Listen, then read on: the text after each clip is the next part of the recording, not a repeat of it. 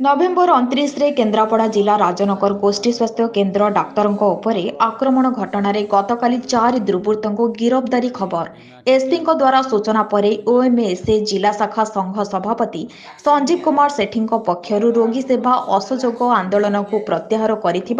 सांबादिक सम्मिलन कर सूचना देते आज रोगी सेवा स्वाभाविक भाव में चलिबो बोली मध्य जिला मुख्य चिकित्सालय कॉन्फ्रेंस हॉल रे सांबादिक सम्मिलन कर सूचना देइछंती ओएमएसए जिला सभापति संजीव कुमार सेठी। जिलापाल एवं डिस्ट्रिक्ट मजिस्ट्रेट पुलिस रो उपरिस्थ समस्त ऑफिसर मानकर जो आम सहित मीटिंग काली होइथला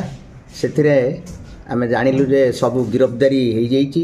जो माने गंडगोल करथिले राजनगर मेडिकल कैंपस रे एवं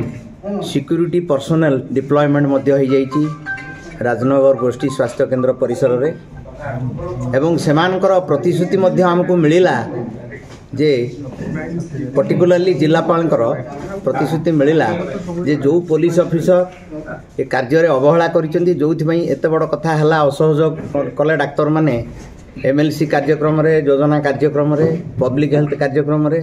रोगी सेवा बजाय रही एवं रहिबो सबुबेले आमे सबुबेले साधारण लोकन सहित अछि सेठी प्रतिश्रुति मिलिला जे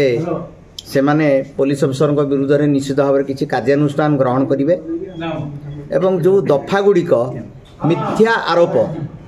राजनगर डाक्तर मान विरुद्ध में लगी उठे